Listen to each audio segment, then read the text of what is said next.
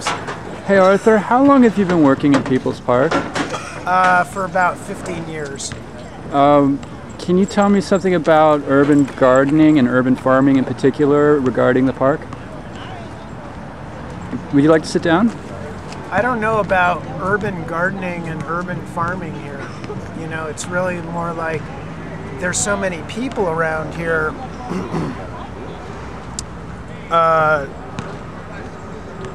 Berkeley is a city. Yeah, there's just a ton of people around here, so it's actually like, it's not that the garden's not important here and that, you know, gardening and farming aren't important in our lives, but it's like the amount of activity and energy that actually goes into gardening in the park is a lot less than it goes into, say, Food Not Bombs. Food Not Bombs is like far and away the most labor-intensive, you know, volunteer project that's going on in People's Park, and it has been probably ever since it began. You know, serving, you know, we've probably, when we first started off, the servings were like 50 people back in the, you know, mid-90s. Now they're more like 100 people. But it's an incredibly labor-intensive process, whereas the gardeners might show up here Sunday afternoon for about 2 hours. Whereas every day of the week, there's, it could be anywhere from 4 to 10 plus people working for 4 to 6 hours, getting a meal together. So, you know, like it's, People's Park is as much about like just social history and urban history and the history of the neighborhood, activist history. You know, it's so like, yeah, the urban farming and gardening thing is, I do very little gardening here. Have you in the past? No, I mostly do construction projects around here. Yeah. I know one in particular that we worked on that has something to do with the garden, and we were working on a project. This was around 2000, 2001. It was in the garden, and it was the trellis. The pergola. The pergola. Well, maybe you can talk about the kinds of projects that are garden-oriented in construction that you've worked on. You want to go over there? Yeah, let's do that. Well, Darren and I actually built this about 10 years ago. This is all built out of what was once the volleyball courts.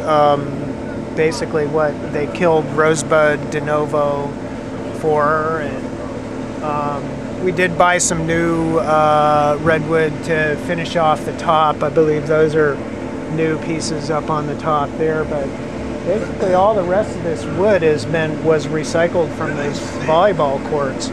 And of course, when we first built it, there was nothing growing in or on it. So you can kind of see that it is it's very much part of the garden. Yeah, very much part of the garden, and someplace that it just started to, it belongs here now, so much more so than most everything else. So, do you want to keep on? Yeah, so you've been talking to me about this whole concept of the urban farm, and I gotta say, you know, People's Park is just not that. There's very little food production that really actively goes on here. There's tons of food, plants, and herbs and various things. Okay, so there's tons of herbs around here and various plants that humans can use. I mean, this is an artichoke. There's reeds over there. That's an oak. There's a pineapple guava, has lovely edible fruits. This is a plum. That's an apricot. A fig. There's tons of food plants around here. But, you know, one of the biggest problems with the park is because it is, you know, there's so many people around here. this thing might be covered with pineapple guavas in the fall, and one day, and you come in here and you're like, the next day you're like, you're ready to harvest the pineapple guavas, or you just want to go over there and get a little snack, and the whole tree will be totally cleaned off because somebody else came along and took them all. It's not, doesn't belong to any one person. You can't count on that food being there, right, from one day to the next. You don't, it's a random thing. There's no way to control how people are consuming the vegetation, which is why Food Not Bombs is really important here, that there's a reliable source of food here on a daily basis, right? That people can come here, they're like, oh yeah, I show up there at 3 o'clock, there'll be food here.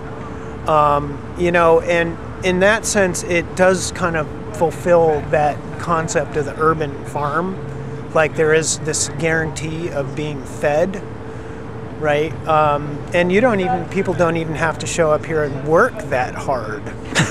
You know, and a lot of, as a matter of fact, a lot of people who show up here don't do fuck all, period. And they don't even think that that it's part of the deal. Well, unfortunately, it actually is. And it's part of the educational process that we have to go through with the people and with the community, that, you know, this stuff doesn't just fall out of heaven, and God didn't lay the manna on the rock, and that there's a lot of people out there who are working really hard to provide those resources for the community. And it's not just the food. It's like this entire park has been created by volunteer labor, right? Everything here was put in. It was, you know, the sweat of a volunteer, right?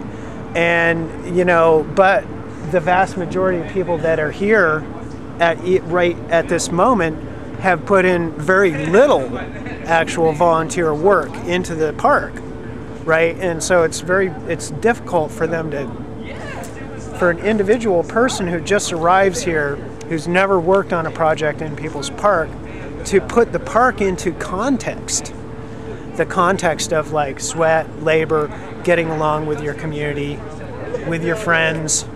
You know, it's a long process, and it's a real struggle, actually. It's a big struggle. Just getting people's awareness to the point of appreciating what this is here, right? It's one of the biggest problems that we have, is that somebody shows up and they think that this just kind of like appeared, it was automatic, they don't have to do anything, you know, they didn't have to do anything before and they don't have to do anything after, and you know, which is very miraculous when I meet somebody who's actually gets the idea, you know, that the park is, that they need to personally take personal responsibility for the park, and people do come along who have that concept, who immediately get that. Oh, this is people's park, it's everybody's responsibility. But like I say, those people are rare, and the number of people who show up here and just take it for granted and leave their trash behind, right, they're the majority.